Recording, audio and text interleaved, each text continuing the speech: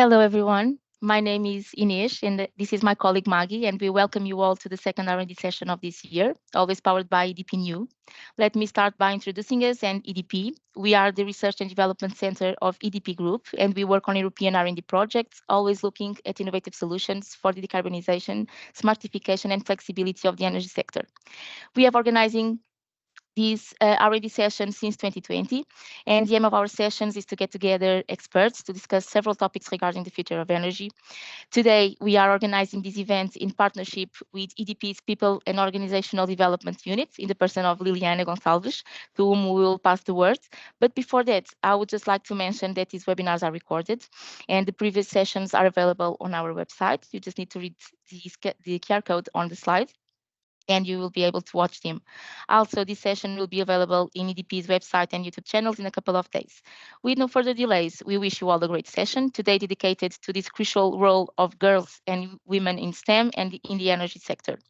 To introduce us the work EDP has done on gender equality, we have Liliana. So please, Liliana, go ahead.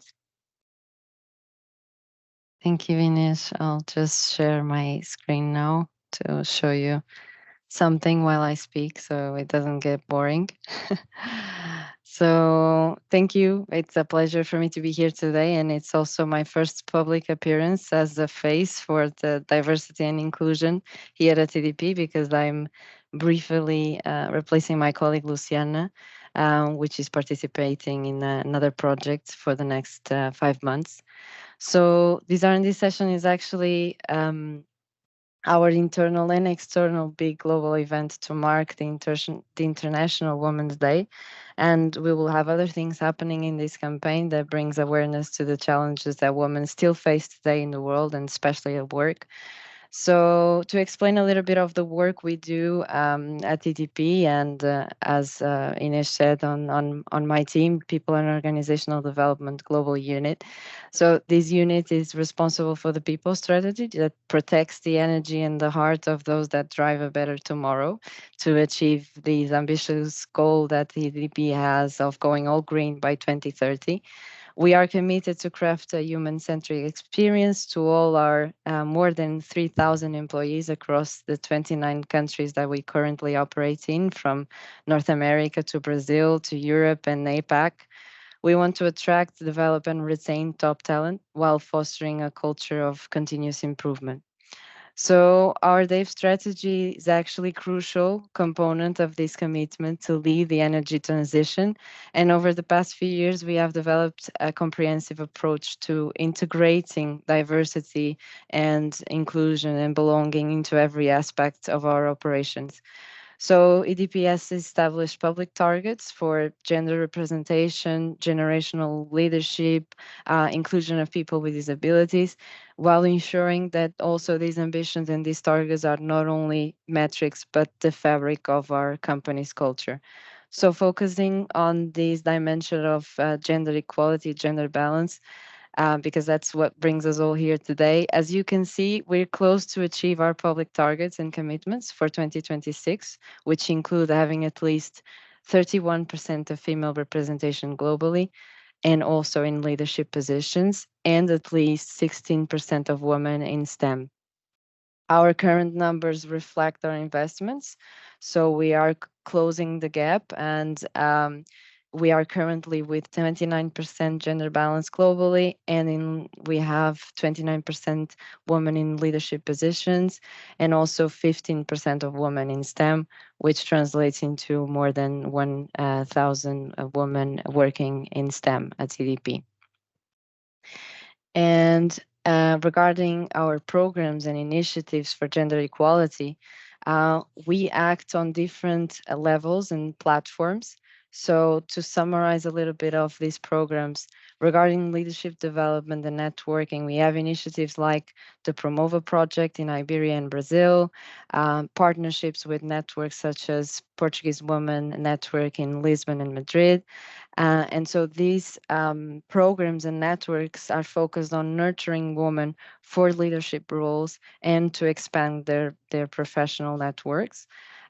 We have, for instance, more than 27 female employees annually that access this kind of content and mentoring on leadership.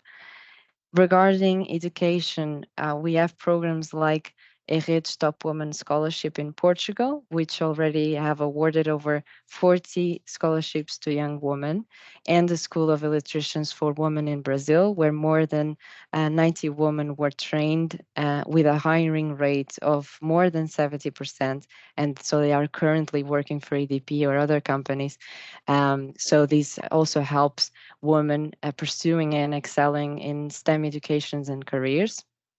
Regarding community and support, we have the Empower Her community internally, and also the Women in Energy program that we are part of to offer women these supportive environments where they can share experiences and grow together. Regarding policies and training, we have our gender equality plan, our program that we were part of, also the UN target gender equality, and also our unconscious bias training for all our new joiners and new leaders. So this is what we do also in terms of policies and training. Then mentoring and personal development programs such as the Woman Rising program, which impacted over 31 female employees with over 200 hours of training and mentoring. And finally, also we act on cultural influence by sponsoring books and stories that promote gender equality, like the Everyday Superheroes book that you see there, written by Aaron and Joshua. By doing this, we're contributing to this cultural shift of norms and values. And this book, for instance, is very special for us because it's created to spur little girls' imaginations and introduce them as little girls to 26 STEM careers. And we have four of our colleagues from EDP Renewables North America on this book. So Christy, Natalie, Pratiska, and they're featured in this book also to inspire little girls. So these are just a few examples of what we do and what we are doing at EDP.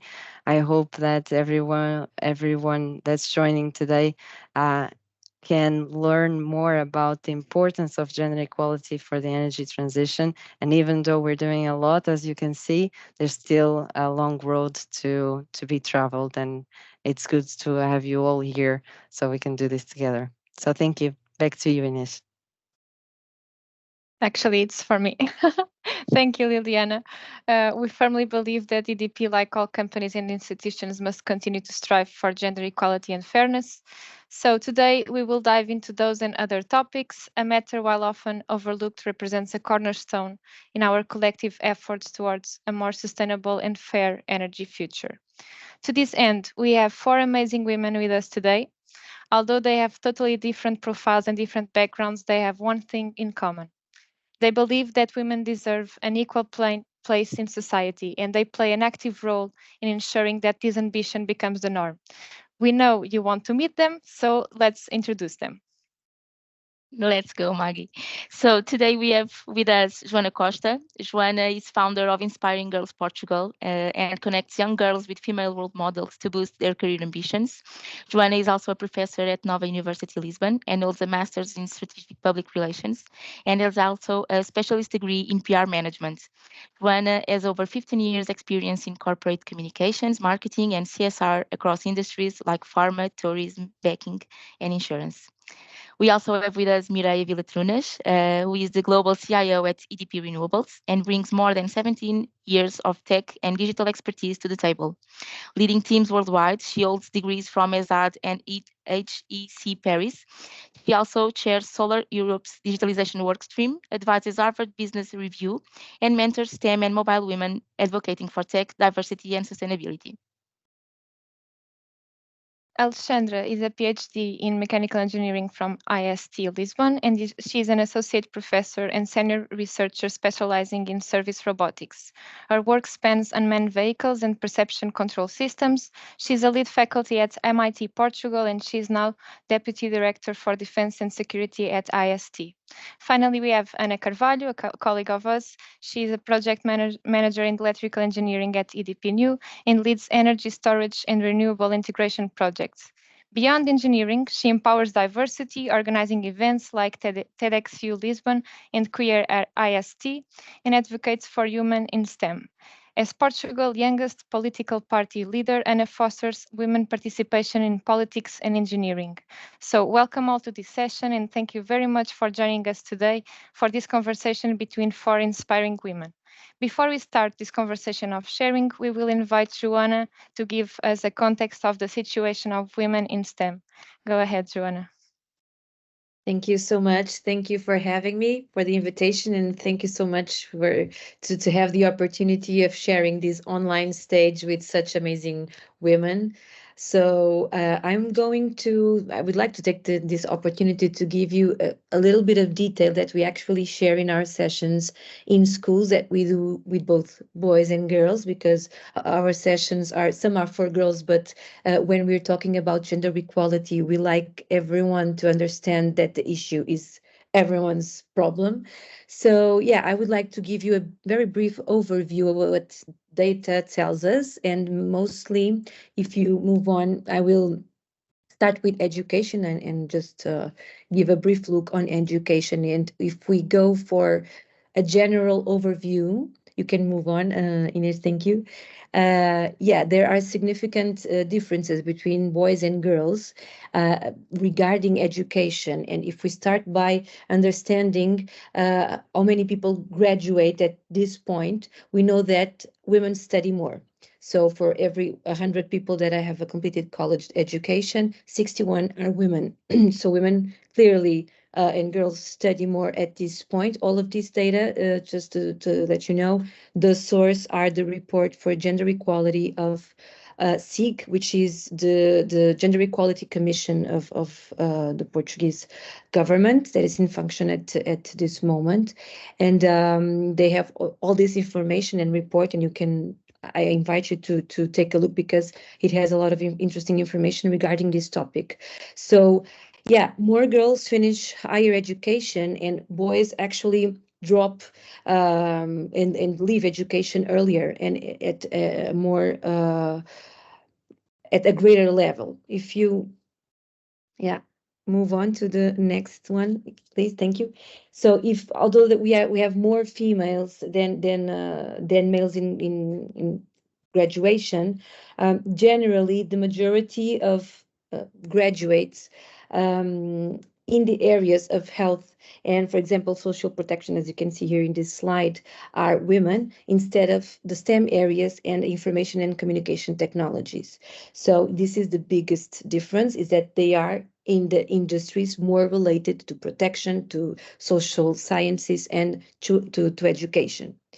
If we move on to take a look in STEM industry, science, technology, engineering, and mathematics, well, yeah, this graphic is self-explanatory. In 2021, we had 37.7 women against 62.3 percentage of men that are undergraduates in these industries.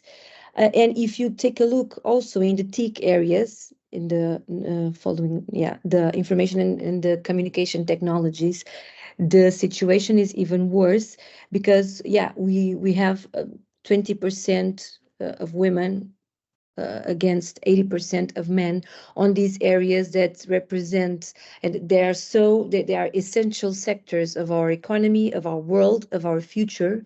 And this is very it shows and demonstrates that there's still a long path for us to go. I also would like to share another information that I brought that is, according to Eurostat, the percentage of men employed in this field is also very different. So after they graduate, if we go to this industry of information and communication technology, for instance, for every 5 people that are employed, 4 are men and 1 is a woman. So yeah, we're talking about the well-paid jobs at this stage, because we all know that education and social jobs and caring jobs are less well paid. So this is just like a teaser for the conversation, although I know that I'm not saying anything new. So I believe there's still a long way for us to go. I see that EDP New is already contributing a lot for this. And yeah, I can't wait to hear all your stories. I do believe that you're all paving the way for us to shorten this distance. Thank you so much, Joana, for giving us this context of this important topic to be discussed. And indeed, there is no news about it, but it's very impressive numbers that you showed us.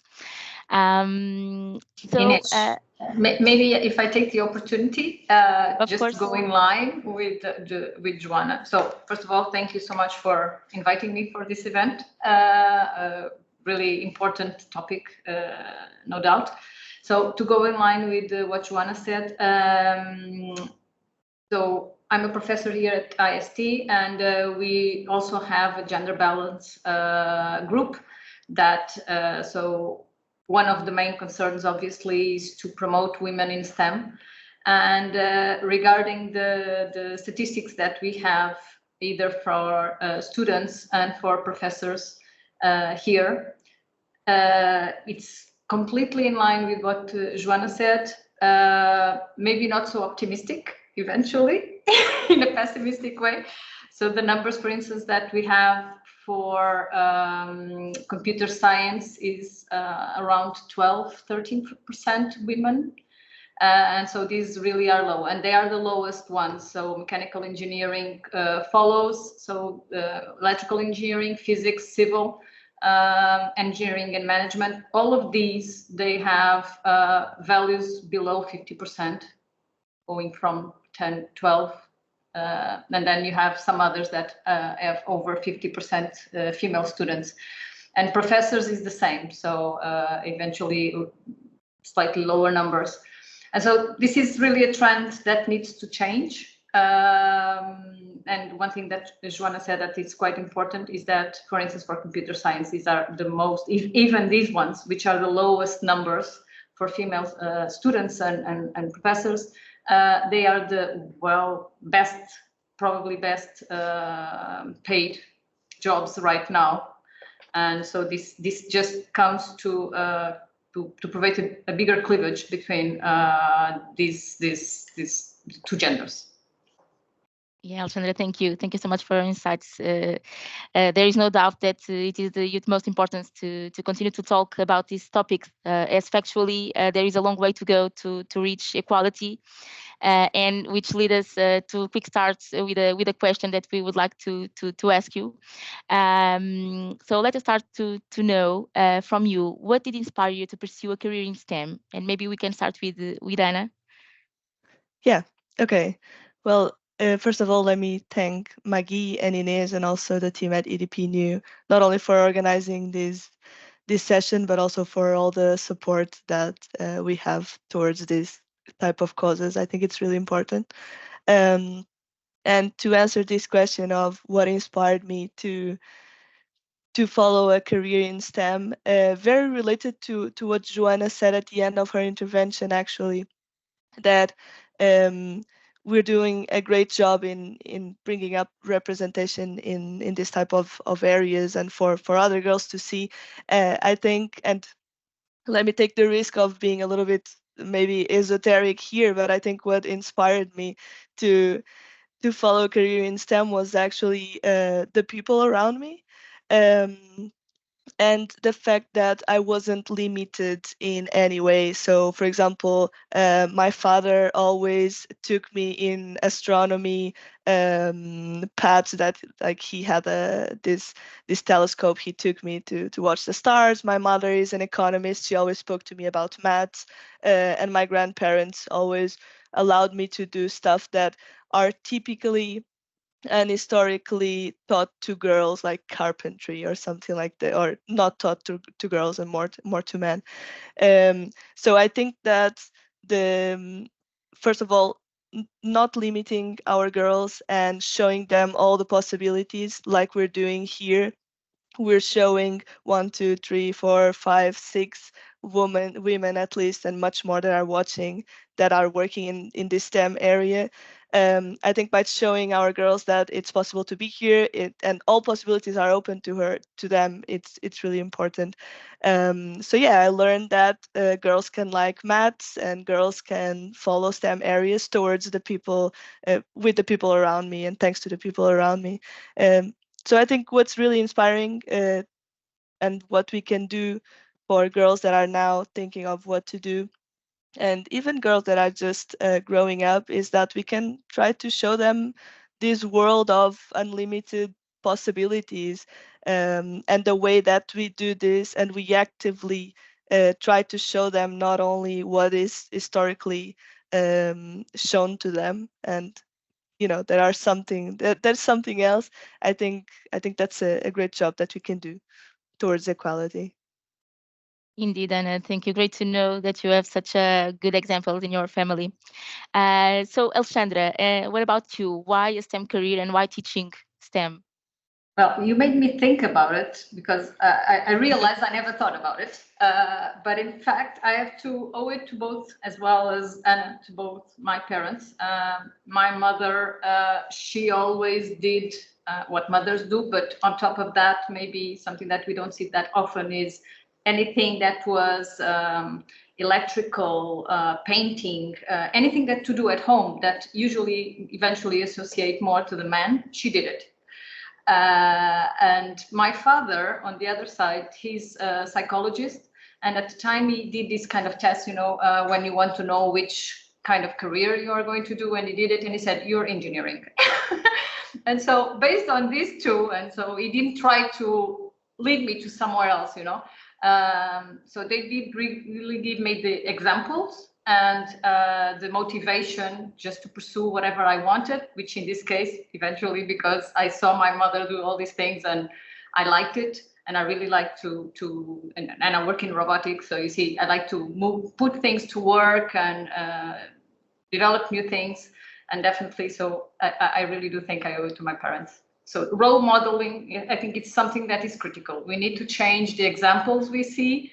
And I have to say that we have to force this because since the proportion is so unbalanced, it's normal that girls see less women do it. And so we have to change this, and it has to be kind of imposed. Yeah. Mm-hmm. Yeah, totally agree, right? And to end with this bias between what is the work for men and work for women. So, Mireia, I believe you did not start a career in STEM, right? So how did you end up in these STEM areas? Yeah, thank you, Ines, and good afternoon, everyone. It's a great pleasure to be here with all of you and to share as well our views on this crucial topic. So indeed, my story is not so inspiring as Anna and Alexandra, to be honest. So for me, it was a bit by default, right? I studied business administration, but very rapidly in my career, I started working in consulting at Accenture. And it was there that I was having probably a rapid immersion into the technology world. And to be honest, I always believe that technology in itself is not an end, it's more a mean to transform the society, our organization, and this level of transformation and change that lies ahead is really what attracted me from this world. And I think a great example is the example we are living in our day-to-day at EDP. We are leading the energy transition with a strategy of decarbonization, expansion on renewables energy, electrification of consumption. So I think that if you look, all these elements require that digitalization is really at the center of our strategy. And in that sense, being in the front row of this change is something that for me, I'm super passionate about. And yes, I think I would agree with my colleagues on the fact that having role models and references that you can relate to, very important. It really makes a big difference because in our times, I started working 20 years ago, we didn't have these clear references. I mean, we had Marie Curie, we had very much, but they feel very, apart on our reality. And I think the good news is that today we have more women working in STEM careers. So they are much more close to us and we can relate and have more close inspiration that really helps us really to empower and to make this choice on choosing a STEM career. Indeed, Mireia, thank you so much. So I would like to go back to Joana and ask to you, Joanna. So after hearing these three women, do you find similar stories in your organization? Is this reality still representative of today? These good examples? Well, it's a reality. We've seen it, and I would like to share when I was hearing, especially Alexandra, that sometimes, and I hear this a lot, namely men saying, "I would like to hire women, but I don't. We don't have any women applying." Yes, we know that because the numbers are terrible, and we still open the news every day and see the first women being a submarinist. I don't know if we say this in English, but I think you understand, working on a submarine. And there's so many jobs that we've never ever seen a woman there, especially in these fields, that, yeah, I totally agree that this is still a reality in all fields, all areas of where I've been in the corporate world, but I've been in the third sector also, and this remains a reality.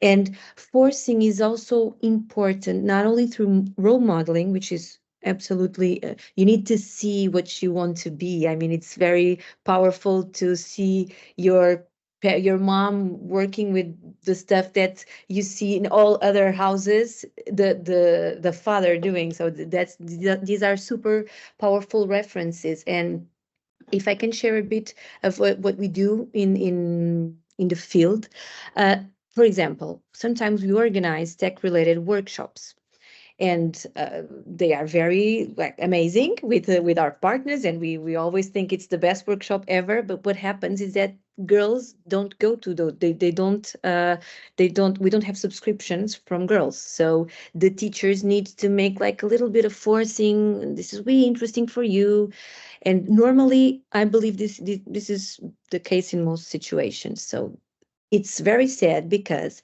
they are a bit forced. And once they go, I have the example of the last one we did. It was a UI UX workshop, user experience. The girls were like a bit bored when they started, and they all left because, of course, they didn't know what user experience was. They did not understand that it was someone who thought about all the buttons on Instagram or TikTok. So, yeah, probably I like that. And we had all of the girls from the session, once they left, saying, "Oh my God, I would do this uh, in my career." So the problem is that they don't even try it. And sometimes we need to force them, because this starts from a very young age. And this starts by the toys we give to our children. And it's the vision of blue and pink is not that innocent. I know that these are only colors, but you have expectations associated to those colors, and these colors also tell you like what, not only what to wear, but which toys you can play with, which careers is more likely for you to go. I mean, we are talking about STEM careers, but a boy that goes home and says he wants to be a dancer or a kindergarten teacher, perhaps there will be one cousin or one uncle that will make fun of that. So it's this is common this really is across all areas of our of society. And especially here, since we're talking about the jobs of the future, the more well-paid jobs also, yeah, it's still a reality, and we need to force it. Thank you, Joanna. I really agree what you are saying. I think the way that we are raised makes a clear distinction between men and girls and boys in this case. But I also agree a lot with what Ana and Alexandra said about having a role model, especially in companies. I think it's really important for us women in this field to see that it's possible to reach that stage and to aspire to have that position one day. So I think that's really important. So thank you so much to all for sharing your backgrounds. And I would like to make a question to Ana.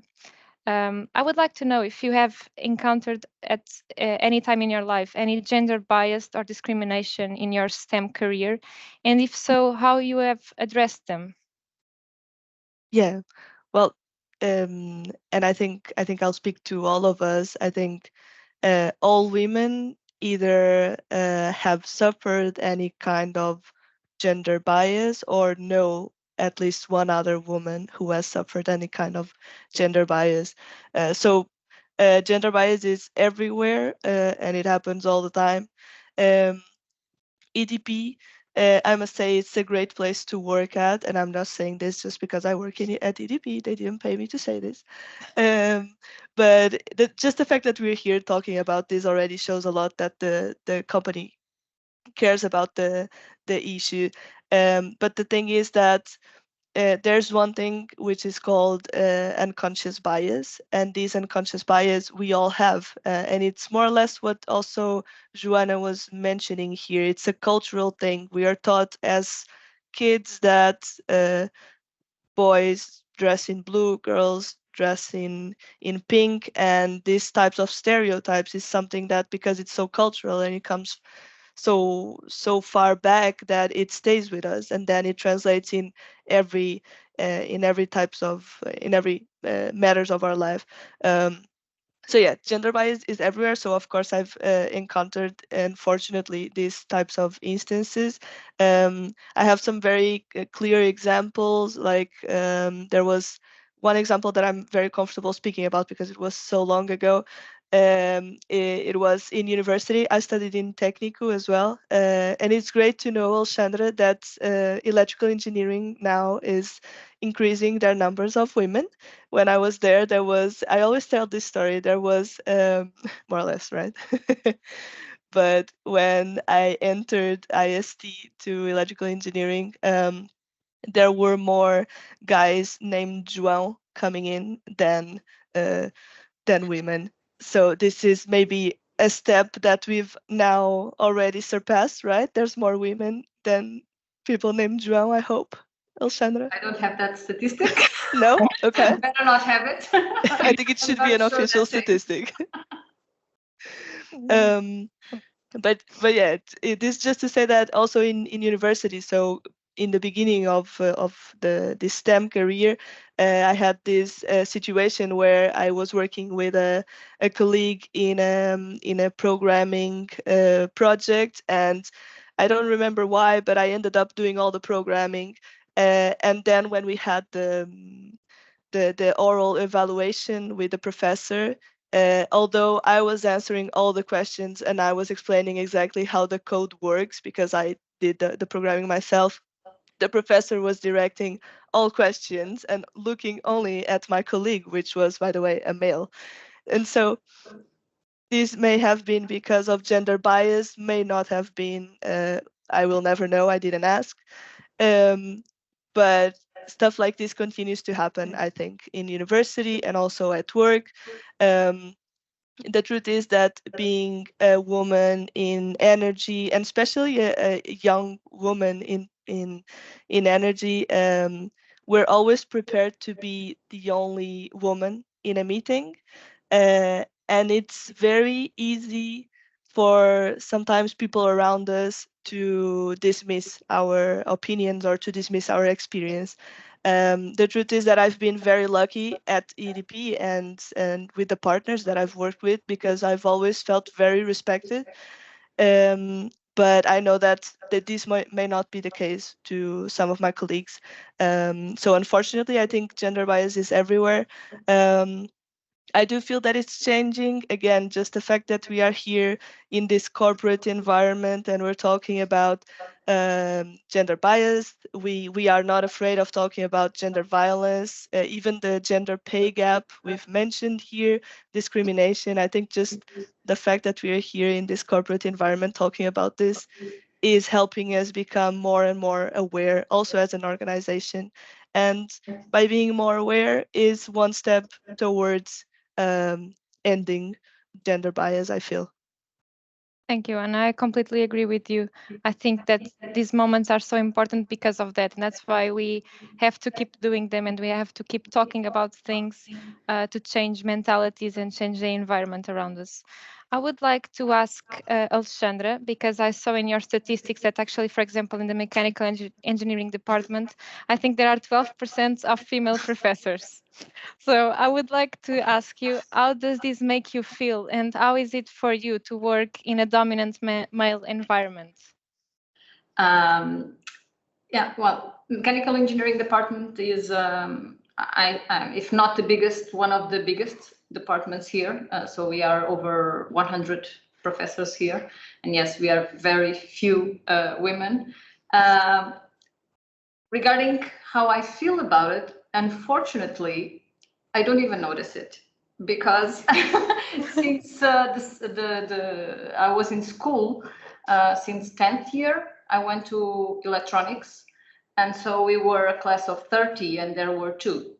And then next year, again, class of 30, different 2, but again, just 2. Then I decided, let me change school on the 11th.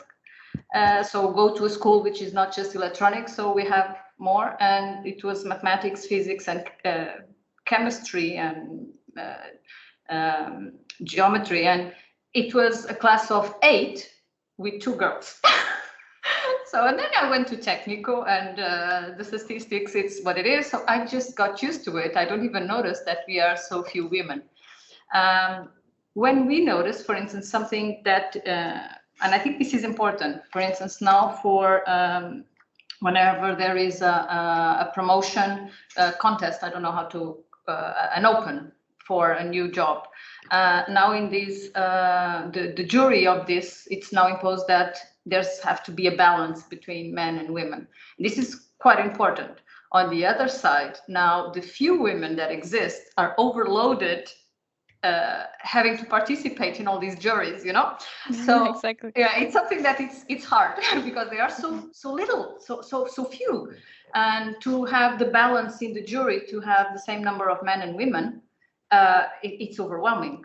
So one other thing that Technico is doing, and now here's how to promote these and to be able to evolve a little bit and to have gender balance.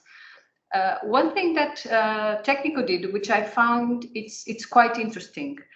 They are, because for instance, when I'm the mother of 3, and whenever I had to stop on a maternity leave, so this puts us on hold in a way. So no publications, no nothing, all the things that make us progress in the career.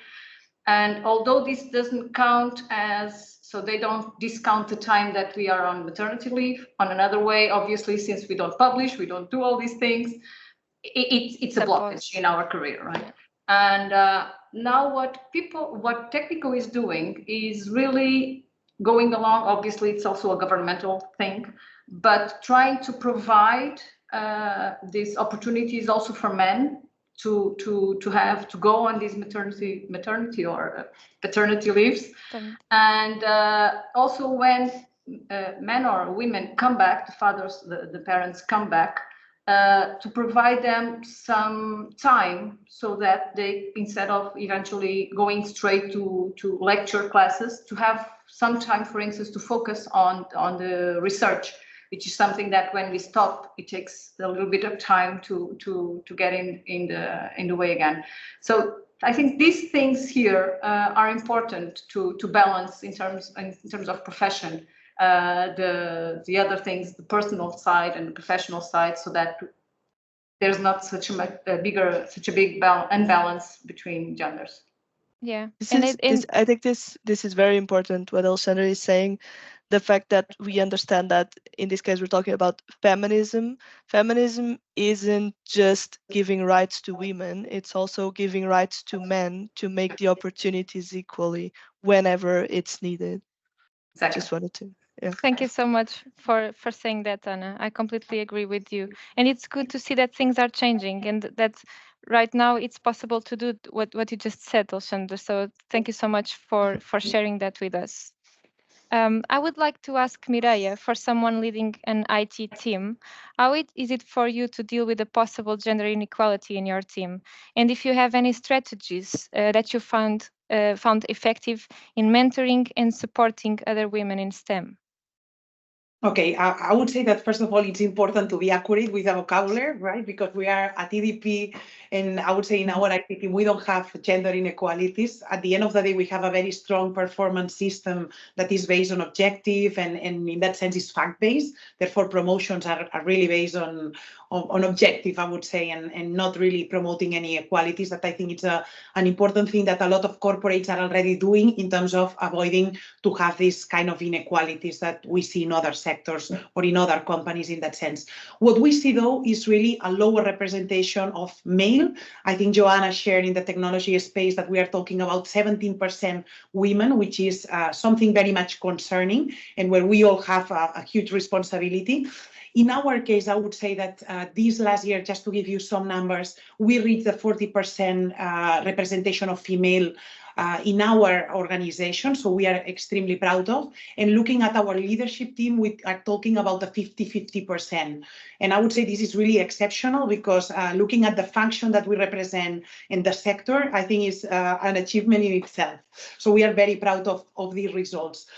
Strategies. I think there's like a lot of strategies, right, that we could be talking. You talk at the beginning about forcing more ladies studying STEM careers. I think that's a fact. I would say that also on the company side, we need to be much more intentional. I don't like the word force because it looks like we are imposing, right? And we talk about quotas and so on.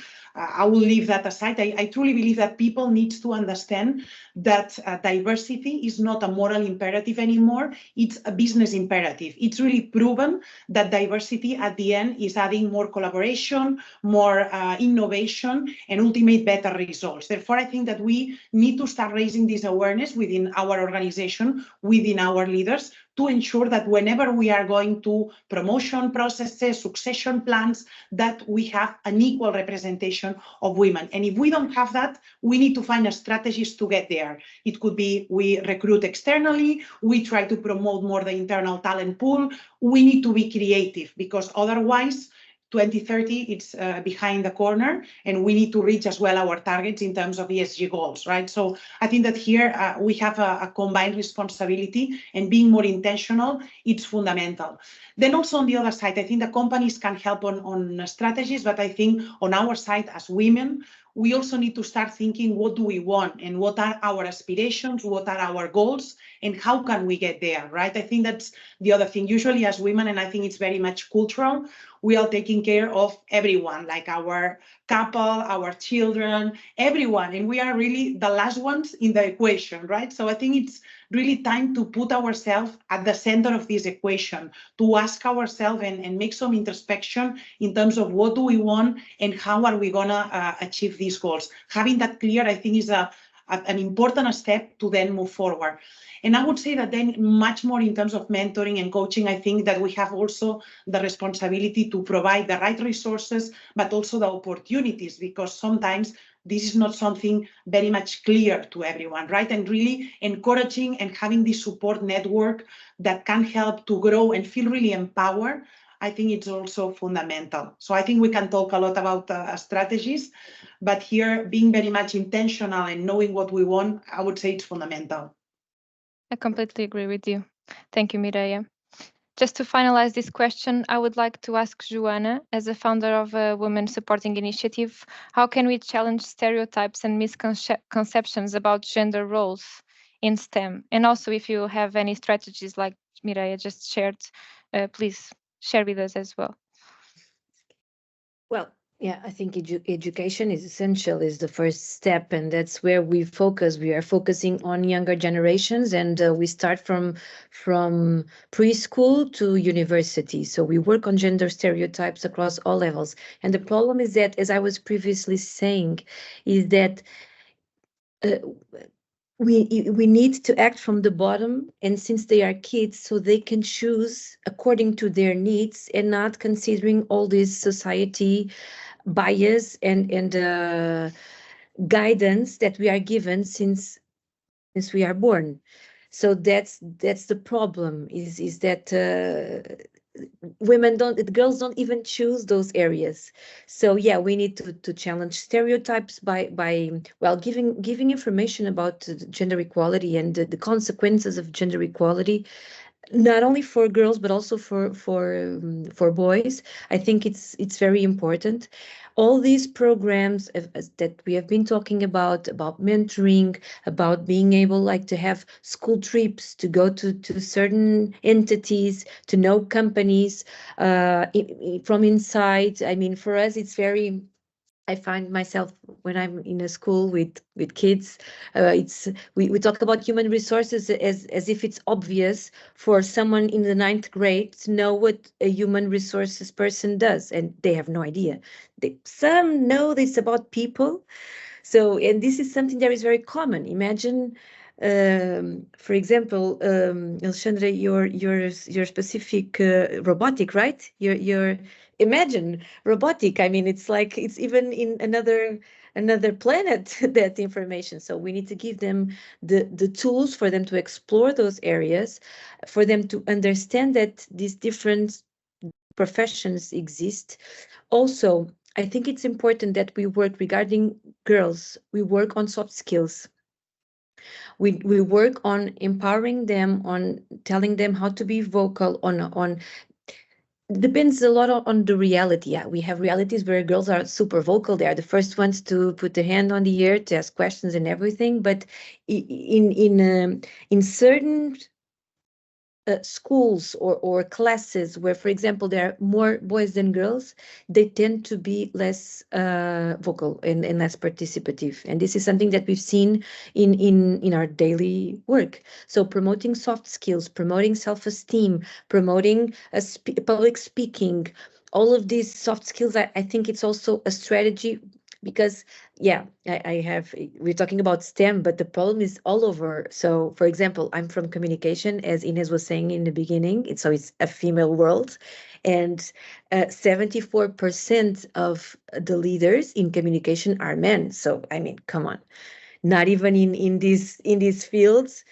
we are represented. So yeah, there's something wrong, and I think that promoting these soft skills is also important. Yeah, but um, having activities like this AI clubs, tech clubs, I think it's paramount to diversify a little bit the paths that kids choose these days. Indeed, thank you for sharing your thoughts. I also truly believe that encouraging young women to follow these areas are so important because society still makes these distinctions, and we need to keep remembering ourselves that what really matters is following what we like, independently of the social constructions that still exists. So I believe that maybe we already talked a little bit about this, but I would like to explore a little bit this issue of the gender gap in STEM education and training. So Joana, again, to you, and we saw on your Inspiring Girls website, we saw an incredible statistic, which is that 30% of girls between the ages of 11 and 16 years old think that these STEM areas are only for boys. So what role do organizations like Inspiring Girls play in motivating and supporting young women to pursue careers in STEM? Yeah, you're talking about the Girl Guiding Report, which is very, it's a UK report, and it's very shocking about the attitudes that they have on their own. At Inspiring Girls, we are trying to make a survey ourselves, but we are a baby. We have 3 years old, so it's baby steps. We will get there because I really want to study our Portuguese girls' attitudes and the ideas they have about what they can achieve. Yeah, I think we try to play a very helpful role besides all the educational program for girls to understand these different areas. But there's so much to be done actually. I mean, for example, we are mostly focused in Lisbon and Porto because in the rural side of the countries, schools don't even think that they can ask us to come, so they don't even bother us, and they're not bothering us because we want them to call us. And when they understand that we can go there, it's totally new. So there's still so much to be done, not only here in Lisbon and Porto, our metropolitan areas, but inside in rural areas. That it's fundamental. And I think that also the again, I mean, I don't want to be repetitive, but the role modeling, giving this stage for women who have been through all the examples that you've given, Anna, for instance. I mean, it happens a lot in all fields of not only in the profession but professional side is very frustrating when, for example, if I can share my personal example, I used to have a boss that would call me so I could tell him if the trainee was there or not, because they were best friends, because the trainee played soccer with him and he was like Cristiano Ronaldo and he was the best buddy in the world. So this is an example of, and he was my trainee, so I was completely disregarded on everything. They just wanted to speak directly with my trainee because he was the cool one. So this happens again in all areas. And I think that we need to prepare girls for this. We need to prepare girls for the fact that even if you are very lucky and you're in college and you never felt uh, any kind of stereotypes on gender, perhaps you will face it somehow later when you are a mom. So giving information about these, sharing stories is important. Also understanding that sometimes this moment in our lives is very stressful. In the ninth grader is like, I need to make a decision that is going to be decisive for the rest of my life. So role models that go and share experience that I've started my career as Mireia in something completely different that from what I'm doing at this point is also super important for them to understand that it's fine. You'll find your way. So yeah, I think this is it. Thank you, Joanna. So we need to try to be a little bit quicker, and I'm sorry, I will need to jump a little, some questions we had to ask you, which were very interesting, but we need to accelerate. So I would like to change a little bit the scope and going a little bit for the context of the energy transition. And in that sense, I would like to ask to Ana Carvalho. So reflecting on the impact of energy poverty, how do you think we can the energy transition be leveraged and as an opportunity to address both gender disparities and sustainable development goals? Mm-hmm. Well, I think this is the 1 million euros question that also EDP should try to answer. I think in here we are in a very we have this advantage of working in this big energy company, and so we can have a real impact in what is gender disparities when it comes to energy transition. So I was doing a little bit of research to try to answer this question because it isn't a simple question. And I actually felt that, well, by reading some papers, I felt that there are two sides to this.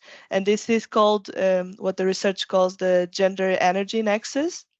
It's a very complex topic with a lot of things to think about, but I felt that there's actually two sides. One side is that we can actually leverage energy transition towards gender equality, but we can also, and this was what surprised me, we can also leverage gender equality towards energy transition, and I felt that this was very interesting to also bring here. But maybe starting with the first side, which is how to leverage energy transition towards gender equality and to address these types of gender disparities. Well, right now we know that, and the numbers show that the women and children actually are the people who are mostly impacted by climate change. This is mostly due to traditional gender roles, and especially in developing countries, women tend to stay more at home, take care of children, cook. And so we have some statistics like women spending 18 hours per week just to collect fuel in developing countries, fuel which could be renewable energies. So this is where energy transition comes in. And we also have 3.2 million people who die prematurely from household pollution, air pollution indoors. And most of these 3.2 million people are also women. So by applying our knowledge in energy transition here, we could actually have a direct impact in these lives. We could be actually saving lives if we didn't use fuels, if we use renewables. And so this is where energy transition addresses the gender disparities. But then the other side, which I also found super interesting, was that there's a lot of research that actually relates gender diversity with resource efficiency. So, for example, and I'm looking at the statistics, if we have only 2 women in the board of directors of a company, it actually increases, I think doubles the renewable energy consumption. And if we have women in no, actually women in leadership tend to invest more in energy transition. So companies with women leaders tend to invest more in climate change and fighting climate change. So this actually shows that by having more women in these types of companies like EDP, we can actually increase energy transition. So let's bring this all together, right? And I think we're missing out because right now, only 6% of women in ministerial positions in government, when it comes to energy energy positions, let's say, are women, and less than 30%. These are the numbers that I think Joana showed in the beginning, and also Alexandra spoke about. Less than 30% of women are researching now in STEM, and also the fact is that there's also some research showing that women enterprises in the energy field actually receive less funding. So I think we're missing out in several ways, because this means that we're not putting enough women in leadership positions in the energy field. And if we did, we could actually accelerate energy transition. So I think I like this perspective of it being a two-sided coin. In the one hand, we can actually see the value of energy transition towards gender equality, but we can also see the value of diversity. And when we say diversity, it's not just gender diversity, but also diversity when it comes to ethnic diversity and having more LGBT people in leadership positions. Diversity as a whole contributes also to a company's development, and in this case, to energy transition. So I like these two sides, and I think we can bring this all together and find the solution for this gender energy nexus. Thank you very much, Anna, for sharing. That's really interesting what you just shared. But I'm sorry, Alexandra, because as we are running out of time. Yeah. But I have a question actually for you and for Mireia about what Anna just said. Because if we have good results having women in higher positions, what do you think is the role of policymakers, educators, and industry leaders in reaching gender equity? For example, the quotas topic. What's your opinion on that? Do you think we need them and we should continue to have them in the institutions? Maybe I will give the word to Alexandra first, and then I will pass to Mireia. Okay, I have here mixed feelings about this. I'm a person that really believes things should be earned by merit, not by quotas. On the other side, obviously, if they don't give us the chance, we don't get there.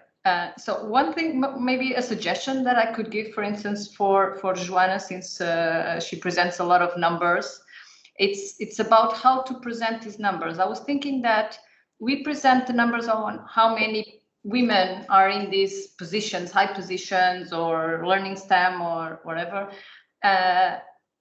based on this division, how many men or many women. For instance, how many are top level professionals in a certain career. It's always a proportion on the overall. If we present those numbers not as a proportion of the overall, because the overall is small, right? But as a proportion of how many women enter. So for instance, if 10 women are in the degree of mechanical engineering, for instance, or are professors here at my department, how many of them are full professors, so top career? So eventually, if we normalize the numbers, maybe they look better. And if they look better, women, when they look, they don't see it so impossible to reach this, because this is another way of seeing the glass half full instead of seeing the glass half empty. So eventually, this could be a way of entities, and here could be the companies themselves or other companies or other entities that try to promote gender balance to motivate women, and so it's not so impossible to be there. Thank you, Alexandra, for your insights. Yeah, on my side, Maggie, very briefly, I think it's a matter to leverage the strategies that we have. So I think when we look at how can we attract, retain, and promote internal talent, we have a lot of ways, right? I mean, quotas is one of them. I'm not a big fan of quotas, to be honest. I don't like to impose. I think that merit is more important, and also to be convinced that diversity really is the way forward. It's not about imposing, because then we are getting the contrary effect. But I think that when we look at how we can retain female talent, we can create more inclusive, let's say, environments in the organization. We can promote much more like flexible work arrangements for women that has like personal commitments. It's also about making sure, as you said before, that we have education on unconscious bias. The narrative that we leverage is fundamental. Attracting also talent is also another important one, how we tailor job descriptions to attract more this female talent. Also, to give you some data, 60% of the millennials and Gen Z are looking at the diversity of the boards of directors. So how are we configuring our boards? It's another good way to attract better talent. So I think there's a lot of things that we can do apart from the quotas that are out there and that we should leverage more. And just to finalize, I think that collaboration is fundamental. This is not something that we can do alone as organizations, as individuals. It should be a joint effort from the overall society, government, and everyone that is involved, because at the end of the day, diversity is a matter of everyone. Thank you so much, Mireia and Alexandra. So I think that this question could make us another hour of conversation, right? So we are almost finishing our session. I would like just to ask you a final thing. So as we are reaching the end, I would like to ask you, what advice would you give to a young woman considering a career in STEM? Maybe we can start with Ana. Very difficult, since I'm also a young woman. But I would say speak up, and don't be afraid to voice your opinion, because it's what I think Joana was saying a while ago, that girls don't always speak up, and especially when there's little of us. So for example, if I'm in a meeting and it's just men, I may feel a little bit more afraid to speak up, and my advice is just don't be afraid to speak up and be humble, but always speak up. Thank you, Ana. Joana, what about you? Yeah, I totally agree, and I think that girls should always try to seek for mentors as whenever they can, families, friends. I mean, in these opportunities that come from other projects, and just trust that even if you hear other role models, trust that you have your own path, and that it's just to inspire you, because you will have your own way, and just trust it, because you're going to be totally different than the next person next to you or the person in front of you. So yeah, just explore opportunities and just go for it. You'll be brilliant for sure. Indeed. Alexandra, the final words. I would just put this not just for STEM, but for any girl or boy, in fact. Just do something that you are passionate about and be good at it, because then you are motivated and it's easier for you to overpass any bad things that happen along the way and follow your path. And if you're passionate and you are good at it, you will be recognized, and definitely think that's the path forward. Thank you. And to finalize, Mireia. Well, I would say go for it. It's a great way to shape the future of our world and our society. And I would also be realistic, and I would say that it's going to be a tough path, that will require some effort, and in the case of women as well, a high dose of self-esteem, trusting on our abilities, and making sure that we have a good support network. Thank you so much to all our guest speakers for having accepted this invitation. During this conversation, I truly felt inspired by you for sure. And we truly believe that it's very important to continue to have these conversations. So thank you for having accepted our challenge. Thank you to our audience for being with us. I would like also to make a final request to our speakers and to ask you to please reply to our audience offline on the chat, because we have here some messages. And that's it for today. Thank you so much once again, and see you next time. Thank you all. Thank you all. Okay, thank Thank you. you. Have a Ciao. good day. Ciao. Bye-bye. Bye. Bye bye.